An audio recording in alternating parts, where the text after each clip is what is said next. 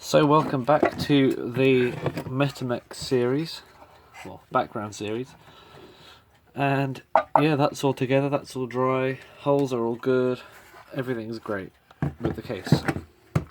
So, it's time to turn our attention to this, and just a quick note, I moved the number 1 of 12 because it looked slightly off, and hopefully I corrected it, but oh well. What I have done is I have modified the hands that came with this when I got it to fit the new, well, old movement. You can see I've got some old hands glued to the back of them. Not particularly special ones. I bought a box of random hands, and these have already been modified, cut to length and stuff. So I may as well use them for something.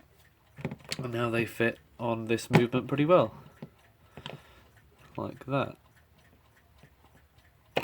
They will need a bit of pressing on. I don't want to force them now because I don't want to make them weaker, but yeah, they fit. It was a bit difficult finding an hour hand that fit on here because the original hour hands had a very long pipe coming out the back of them. Split pipe so that it can reach really far in there, and you can see the distance between the hour hand and the minute hand on here. So this is the one with the longest that I can find. What's this spring doing here? Yeah, so those should work. But in order to ensure that the clock will be working as its best, which I would like, we need to disassemble, clean and reassemble this. I have already tested it and it does run. However, it still needs work because it's all dirty. So let's have a look. You can see the ear that was all bent has been strengthened. So now it's just a case of doing up this movement. Then we should be complete.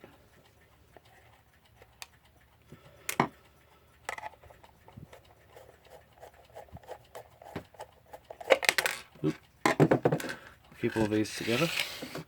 Hello, hand reflection.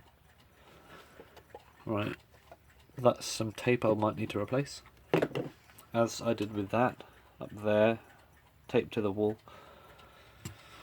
So yeah, if you saw the series on the other wooden Metamec, then you would recognise this, or if you knew about this anyway, you'd recognise this.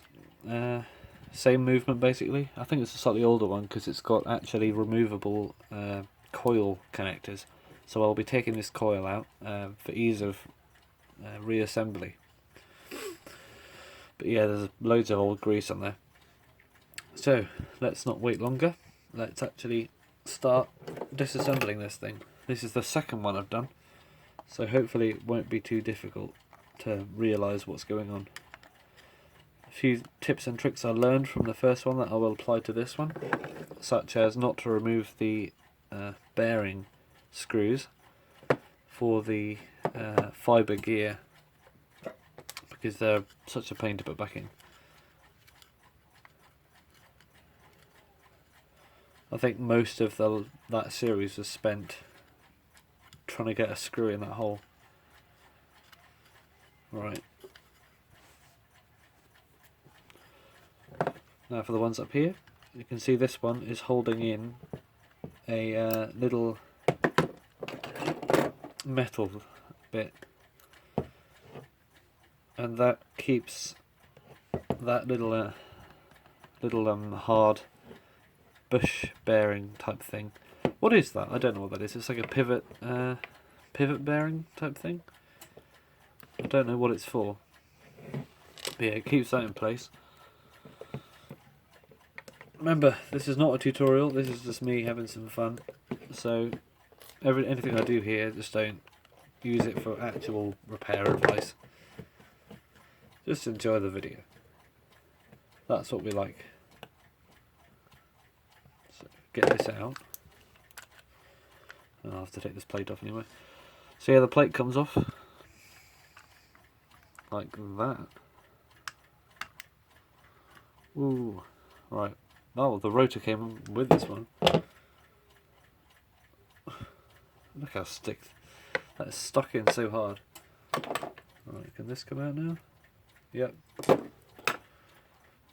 That is dirty. Yeah, this is definitely in need of a clean. Because of course these were treated as appliances. As Greg very rightly said. And these were almost, I mean this one especially, look at the state of it. People never service these electric clocks.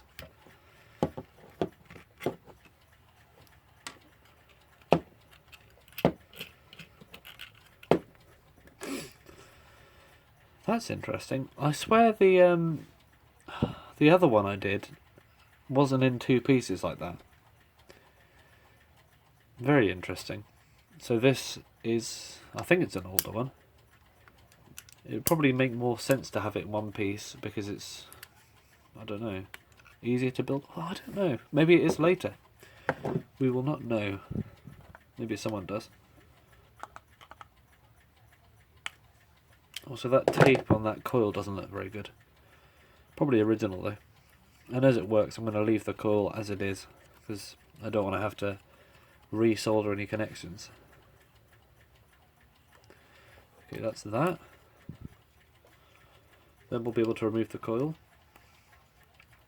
May as well do the coil connector screws as well.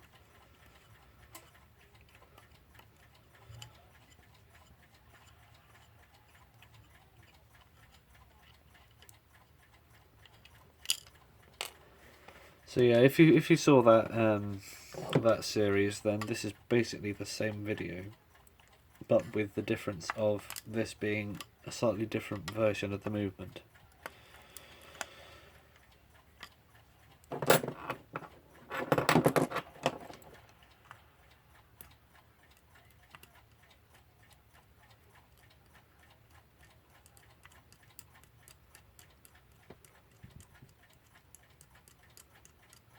Let's focus the thing on there a little bit.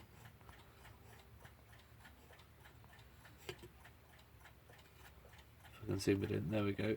Oh. Probably because I got clock grease on my fingers. That's good, isn't it? That's adequate focus. Looks like I'm actually running out of time to record this. I'm going to delete some of the older footage. So as I just noticed, I've only got 2 more minutes left to record. So yeah, I'll end it here. So look how interesting that is, the different split bit. Yeah, delete some footage, then get back to recording this. But it'll be 2 different episodes, which will be in different days. So lol.